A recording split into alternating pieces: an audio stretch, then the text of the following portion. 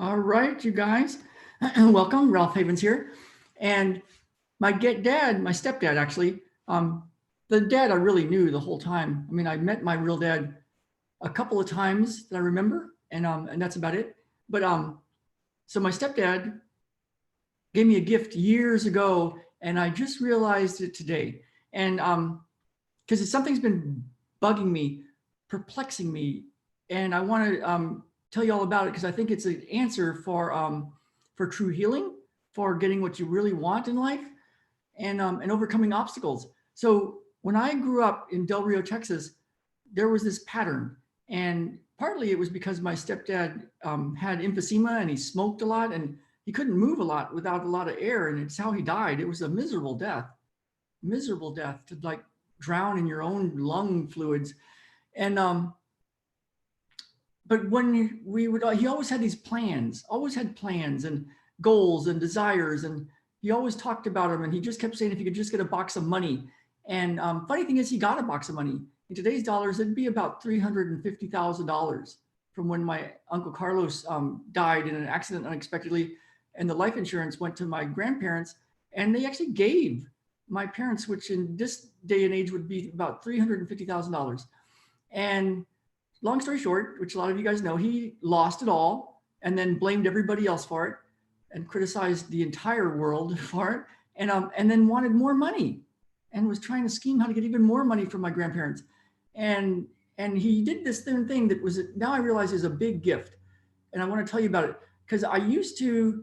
We had all these plans, and we had this big giant moving truck that was ours, and it kind of just had a bunch of junk in it in boxes and stuff. And we always had plans for the weekend. My weekends were filled not with playing. I did get to run, but not with playing, but instead with waiting for him, so that we would go do something to move some boxes around or work on some old cars or follow him around to wherever he went, and get, criticized a lot and blamed a lot, and um, there was a lot of stuff that wasn't good. But my whole life was spent in a room. Not my whole life, but much of my weekends were spent in a room with him, the living room, watching TV, and him smoking cigarettes and talking about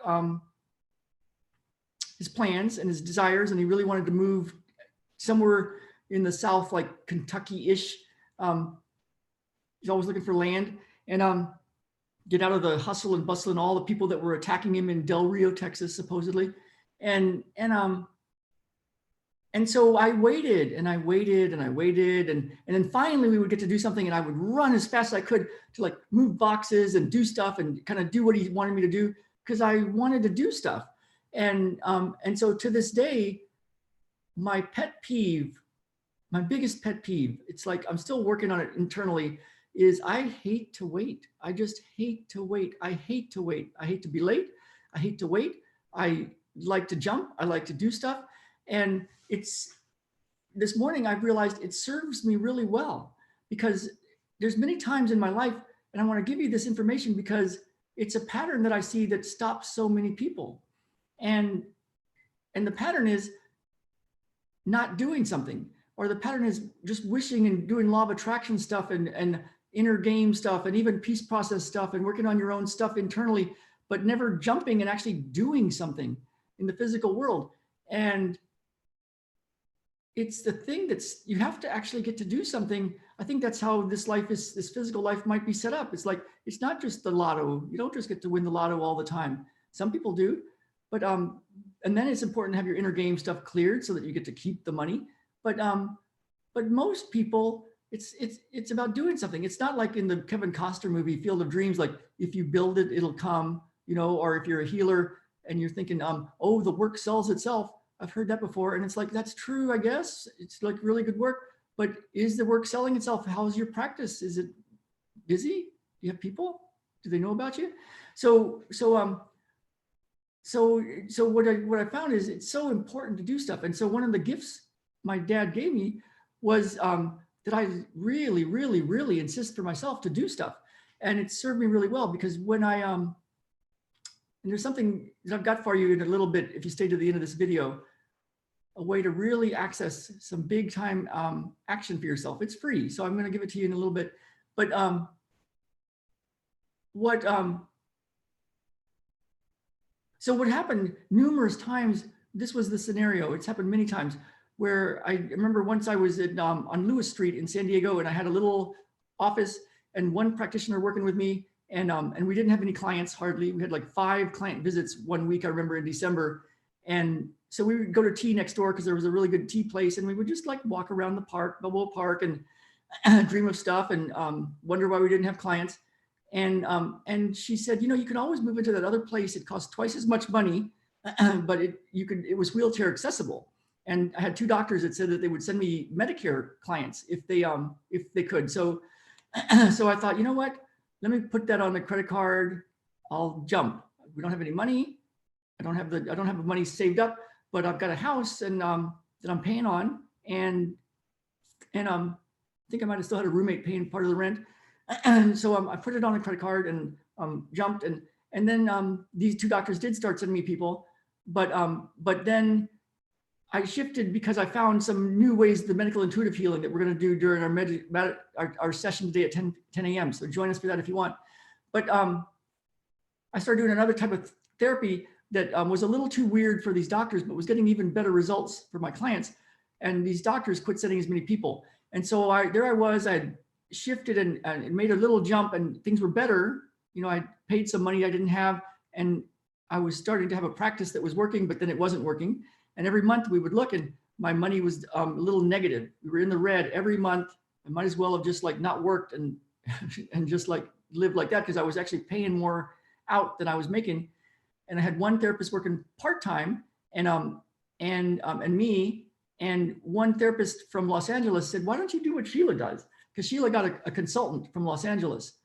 And so it cost a lot of money. And I thought, you know what, I'm going to do it. It's either do it or don't have a practice. So I did it, and spent $25,000, swiped my credit card, didn't have it, and did a 9-month program. And sure enough, I got my return on investment. I made my money back, but I also learned how to start to build my practice. And I did this over 5 years. I spent $150,000 with these guys over 5 years with each section. It was about a 9-month commitment to work with them. And we went up to LA, really Burbank, California. And I took my staff up there, and we learned how to talk to doctors and how to get clients. And I had to go through a lot of pain. I remember I had a PR and marketing person, because they showed me how to get a PR and marketing person and how to get this person out in the doctor world and talk to doctors so that I could get appointments with doctors, and then talk to them so that they would send me clients. Patients is what we called them back then. And people, call them people now. And I remember the first time I had an appointment with this one doctor, Dr. Weil. He was high level. He was top of the game. He was very, very well respected. He was an orthopedic doctor with a busy practice. And somehow my PR and marketing person, Julia, got me. She was a shark. She was cool. She was crazy. She was good. And she was Russian or Ukrainian, I forgot. And but she had an appointment for me set up on a Friday evening, and I was terrified. Little me from Del Rio, Texas, with all this abusive past, and who am I to think I'm going to talk to a high-level medical doctor? And there I had my appointment, and I was sitting there in his office at the end of the day, and it was getting later, and he was running late and running late and running late, and his front office people were saying, yeah, he'll see you in a little bit, he'll see you in a little bit. I think like 30, 45 minutes later, there I am in his office, and I could tell he just wants to go home. It's Friday. He didn't even look at me. He just kept his head down, and he probably thought, how the hell did Ralph get into my office? And he was doing his paperwork, and I was doing my thing that I learned from my consultant about how to communicate with him. My consultant was really big about communication, and we found some rapport on some things and some agreements about how Medicare sucked and didn't pay you, and it tried everything to do to not pay you, and how the private insurance was no better, actually even worse. And we had some rapport, and then we talked about clients, and we talked about stuff and life. And he lived in Mission Hills, and my office was in Mission Hills, and my house was right on the border of Mission Hills. And at the end of the night, we walked out to the garage, and we had real rapport. And he said, have a really good weekend. And ever since then, he would drive to work in his Porsche right by my office, and I'd be walking to work, and he'd wave at me. And when I saw him in town, he was my friend, and he sent me lots of people, and he respected me. And I grew as a person. And if you would have known or felt the terror, the absolute fear and terror that I had. I remember I was on the phone with my consultant walking around like 30 minutes before I went into his office to wait for him.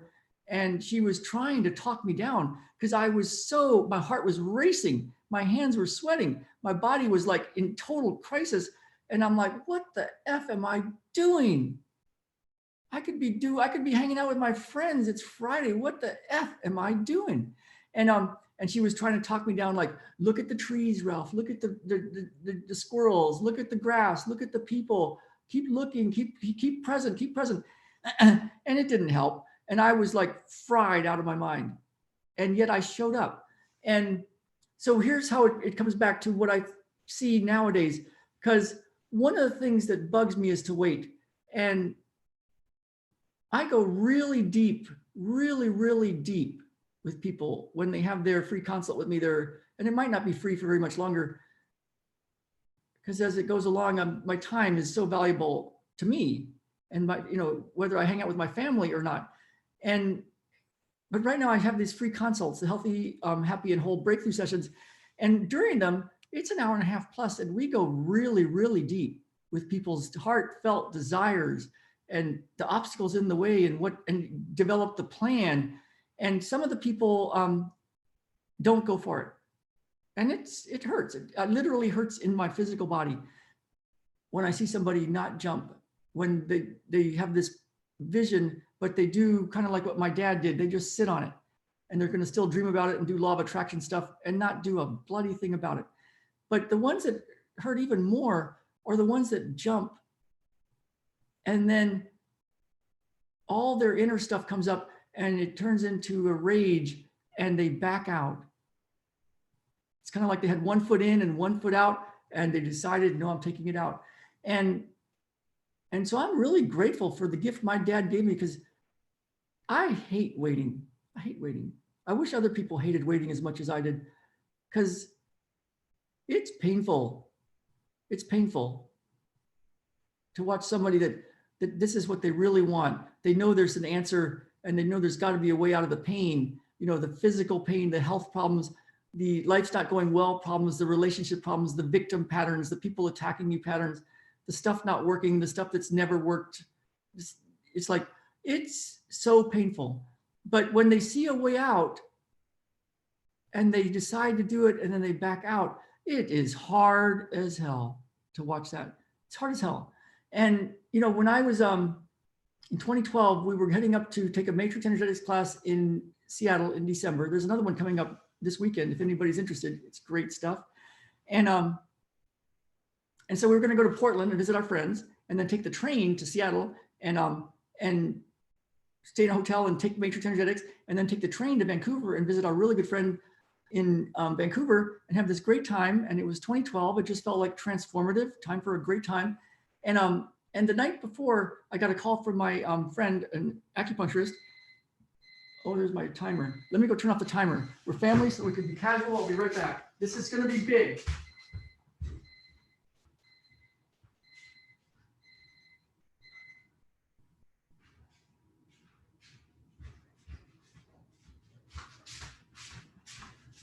So we have some stock that I want to make sure I don't leave on the stove without putting it in the fridge. So the night before, my friend Esther, who's a great acupuncturist and knew the late Louise Hay, and she said there was this amazing homeopath that was at Louise Hay's house, her condo last night, and did this presentation, and he's so amazing, you got to call him. So I thought, he's from Portland. So I called him, and he picked up the phone. He's like, hello? And it was like a Friday afternoon or something.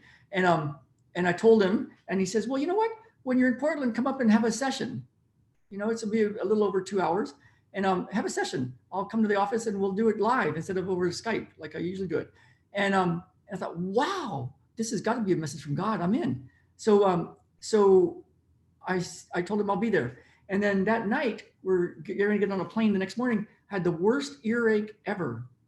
And I thought, I can't get on a plane. it's like midnight and my ear is so clogged up. I thought, I'm going to blow my freaking eardrum out.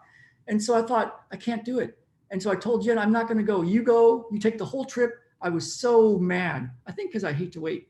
But it cleared over the next few hours enough that I thought, you know what, I can do it. And when I got to see him in Southeast Portland, it was a cool part of town. And it reminds me of this part of town. I really dreamed like, man, I would love to live in a place like this with coffee shops around and a great place with actual sidewalks on the street and nice houses, old craftsman houses and forest and trails. And I thought, God, I'd do anything to live here. And I always wanted to live in Portland. I thought the Northwest for sure. And I went in to see him and I told him the story of my ear. And he says, you know, this happens to a lot of people. This happens to a lot of people. The day before or the night before or the hour before or the minutes before, he'll get a call and somebody will cancel their session with him, their first time session.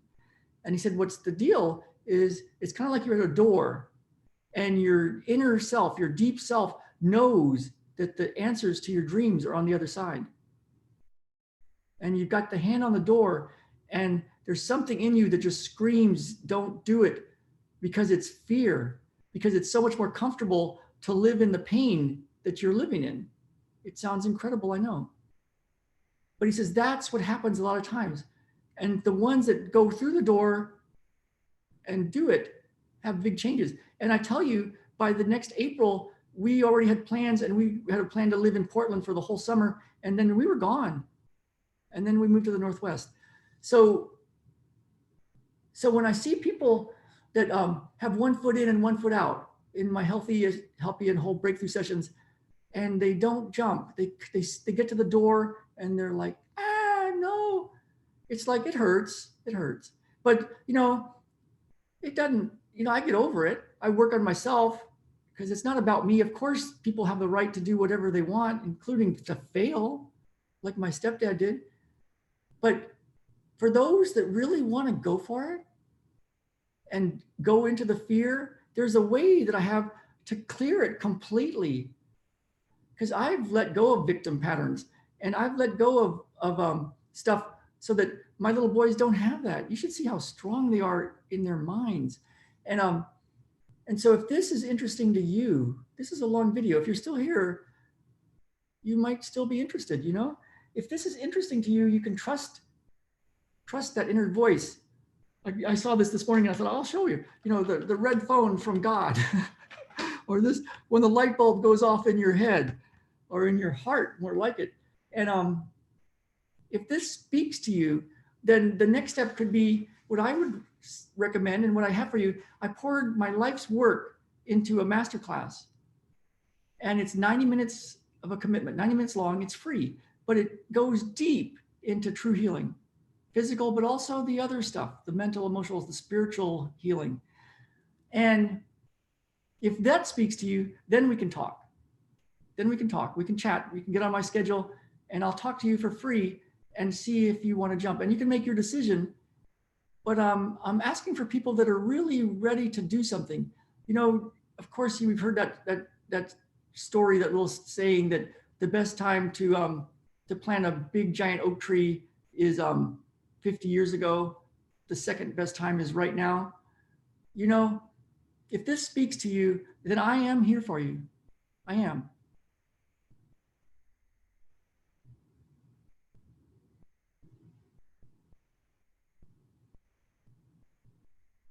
All right. So I will see you all later. There's somebody that said, don't ever say goodbye. Just say, I'll see you later. So I'll see you all later. And we're fixing to go do our Miracles, Magic, and Coffee show with Dr. Tom Giammatteo at 10. And I'm super excited about that. And yeah, if you're interested, ralphhavens.com/masterclass. It's big. All right. See you guys later. As they say,